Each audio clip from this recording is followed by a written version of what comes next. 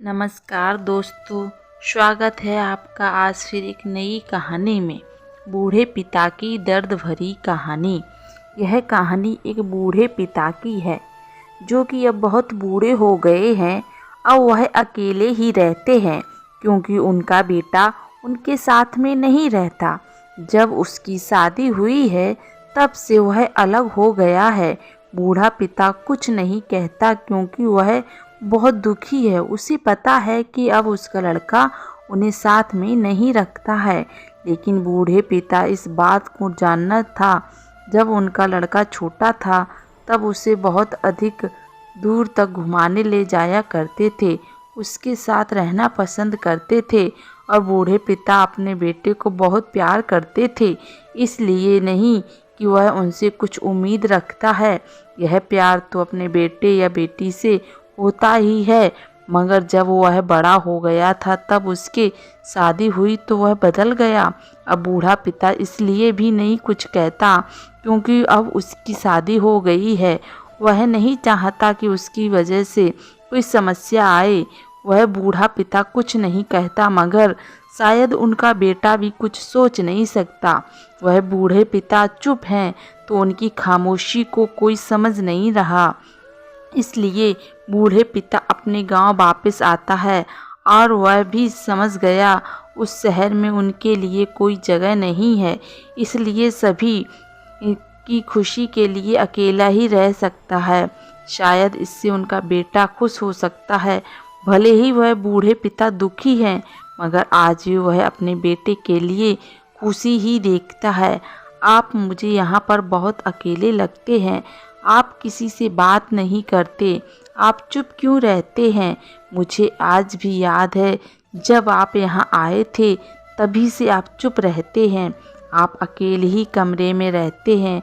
आप अपने काम पर जाते हैं, उसके बाद आप घर आते हैं, फिर अपने खाने में अलग लग जाते हैं और आपका पड़ोसी हूँ। आप मुझसे कह सकते हो, मैं आपको बहुत समय से देख रहा था, सोचा था आपसे बात की जाए, लेकिन फिर सोचने लगता हूँ कि शायद कोई बात अच्छी नहीं लगी, चुप ही रहता हूँ। जब अपने पड़ोसी की बात शाम से सुनी तो वह कहते हैं कि ऐसी बात नहीं है। मुझे लगता है कि सभी से बात करना शायद ठीक नहीं है, लेकिन मुझे आप बहुत अच्छे आदमी लगते हैं। आपको इस कारण बता सकता हूँ। जब मैं यह नहीं आया था, एक नगर में काम करता था। उस दिन की बात है, जब मैं अपने काम से घर आ रहा था तभी मुझे एक आवाज़ आई थी। यह रात का समय था। मुझे लग रहा था कि शायद कोई तकलीफ़ में है। मैं उस आवाज़ की जगह पर जाता हूँ तो एक गरीब आदमी को परेशान किया जा रहा था। शायद वह लोग उस गरीब का पैसा नहीं दे रहे थे।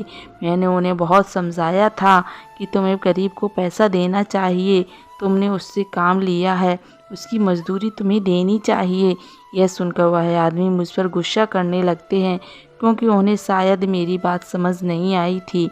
वह कहते हैं मुझे अपने काम से मतलब होना चाहिए। मैंने भी उनसे यही कहा था कि यह बहुत गरीब है, गरीब शायद आपके पैसे से इसे खाना मिल जाए। शायद यह बात उन्हें पसंद नहीं आई। वह सभी लोग मुझसे झगड़ा करने लगते हैं क्योंकि उन्हें मेरी बात पसंद नहीं आ रही थी। उस दिन सब कुछ पता चल गया था। वह बहुत अधिक थे, मैं कुछ नहीं कर पाया था। झगड़ा बहुत अधिक बढ़ गया था। उसके बाद मेरी हार हुई थी। मैं घर वापस आ गया था। मुझे यही लगने लगा था कि अगर हम किसी को समझाते हैं तो शायद इससे कोई फ़र्क नहीं पड़ता है। यह दुनिया किसी की बात नहीं सुनती। उसके बाद से किसी से भी बात करने का मन नहीं हुआ था, इसलिए मैं किसी से बात नहीं करता हूँ। शाम की बात सुनकर उसके पड़ोसी को अब समझ आ गया था कि वह किसी से बात क्यों नहीं करते हैं, लेकिन एक बात भी समझ आ गई थी, उनका भरोसा सभी से उठ गया था क्योंकि शाम बहुत अच्छा आदमी है। यह कहानी हमें यही बात कहती है कि अगर कोई हमें समझाता है तो उसके पीछे के कारण को समझना चाहिए। दोस्तों, यह छोटी सी दर्द भरी कहानी आपको कैसी लगी, हमें कमेंट में ज़रूर बताएं। देखने के लिए धन्यवाद।